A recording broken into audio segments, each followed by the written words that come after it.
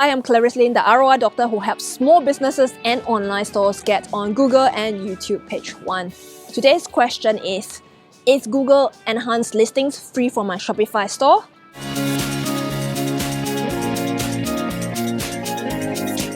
The answer is yes.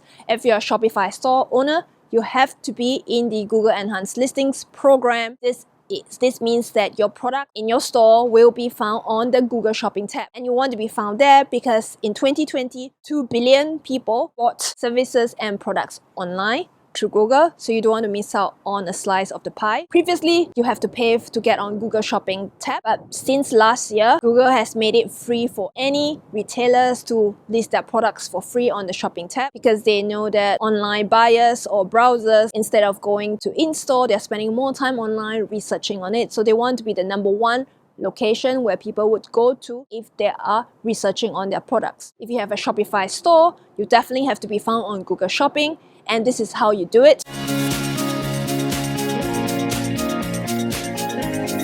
You need 3 things. You need to set up a Google Ad account. You need to install the Google app on your Shopify store, which is also free. And you also need to open a Google Merchant Center account, which is called GMC account. For exact details how to set it up, I have recorded another video all about it, so you can head on to check it out on the step-by-step process with screenshots to follow along. And once you have all this set up, you need to set up also a product feed, making sure that Google can extract your product information from your Shopify store directly to Google. For your product feed to be successfully approved by Google, you need to make sure that you are sending the correct information for each of your products to Google. There's a list of publicly available official product requirements that you need to fulfill, so you need to follow that. I'm going to head on to my computer so I can show you the list of all this information, and I'm going to go into details what does each of this attribute mean and what you need to fill it up.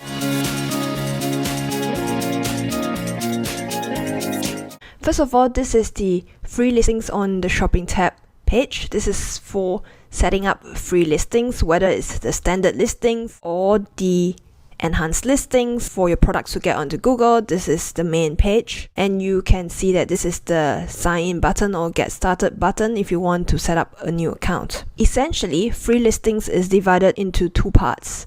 One, which is the standard listing, and the other one is the enhanced listings. Both are for free. What's the difference? For free listing, this is how your product is going to show up on Google search. You can see that the rating, price, and availability can be seen on the Google search page. Next, on the image search results page, you can see the images of your products showing up. There will be a product tag here that shows Shopping tab, and availability will also be listed. This is what will happen if you have successfully fulfilled the criteria for a standard listing. What's the criteria for a free product listing? This is the official page. You can see right here, support.google.com, chance answer 9199328, so that's the URL. You will see this page says product data requirements.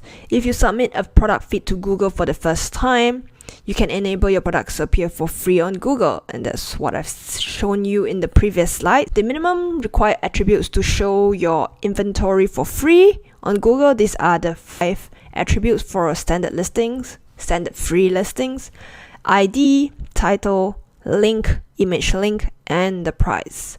So for ID, if you're on the Shopify store, this will be an automatically generated ID when you create your product page. This will be transmitted to Google Merchant Center. Title will be the title of your product, obviously, and the link would be your product page link. Image link is the specific URL where your image is hosted. There will be one specifically on Shopify, and the price of your product. Once Google receives all these 5 attribute information, then they will approve if all of this is up to standard. So this is pretty straightforward. Most of you should be able to get this up on Google Merchant Center approved very easily. Challenging part comes when you need to fulfill the criteria for the enhanced free listing. Enhanced free listing meaning that your products will show up on Google Shopping tab.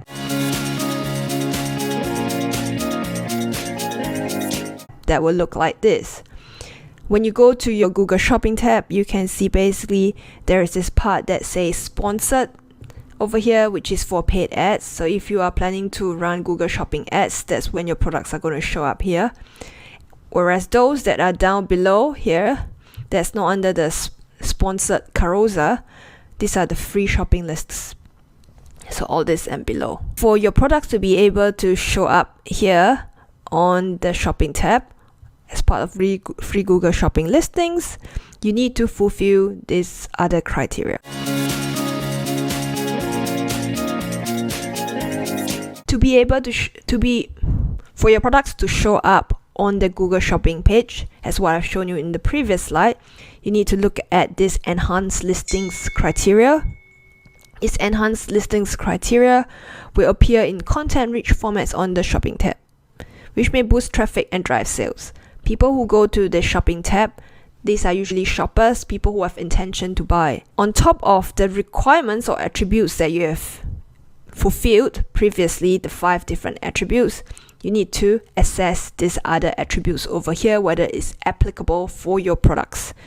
So there are specific attribute or specific information that's only applicable for certain countries or regions or certain industry or certain product type.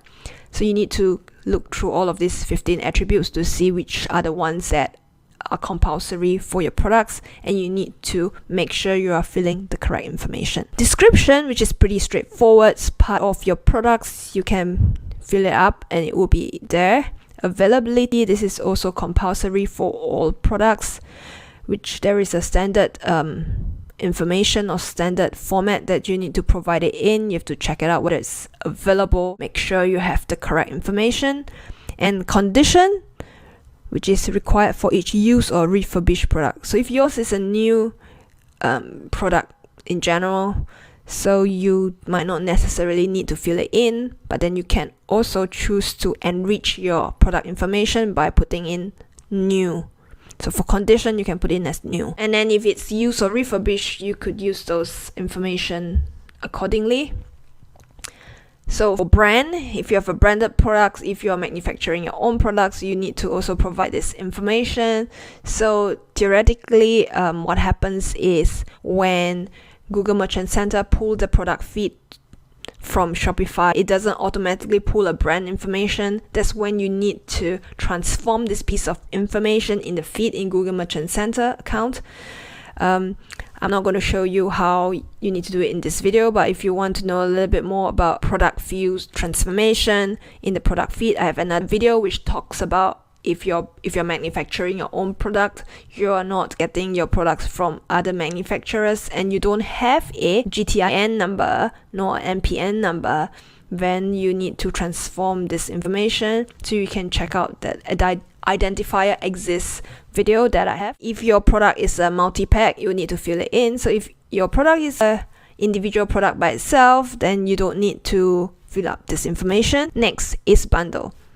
If it's an individual product, similarly, you don't need to fill up this information, just ignore it. And color is required for apparel and accessories.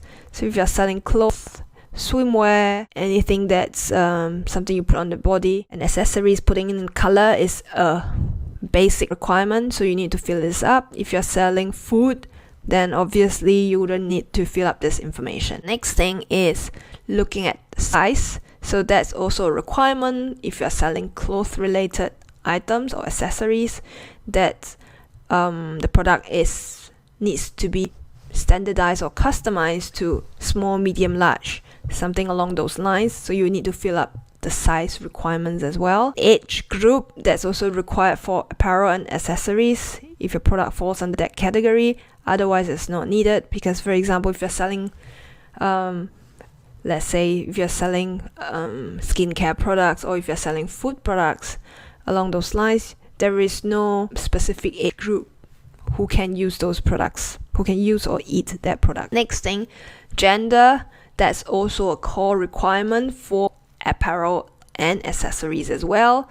And then item group ID, that's also required for product variants. So if you have various different sizes, if you have like one product and then you have different flavors, so that it's also an item group ID which you need to fill in, otherwise you don't have to. And you also need to fill up the shipping requirements, so the shipping information, how long it takes to turn around, so you need that shipping information, as well as tax for your products, taxing on your products. If you are selling it in the US, there's different tax requirements you need to fill in, so you need to make sure you fill up both this information, shipping and tax, in the settings part. If you need more help around filling up shipping information, I have another video which explains exactly how you fill up this shipping information in the settings in Google Merchant Center account, so do check it out. There's also screenshots for you to follow along, so I highly recommend you to check that video out. This is the list of all the attributes you need to review when you want to successfully get your products approved on the Google shopping feed. I hope that's useful information for you, so you can check this information out on this official page, which is right here, merchant/answer 919999328. That's the one. Okay, I hope that tutorial was useful for you. If you still find all of this too much for you and you need help, I also offer services to help Shopify stores get on Google Shopping. You can check out the link in my description below for more instructions and details. And if you enjoyed this video and found it really useful, tap on the like button and don't forget to subscribe to my channel for future videos on getting your Shopify store on Google Shopping.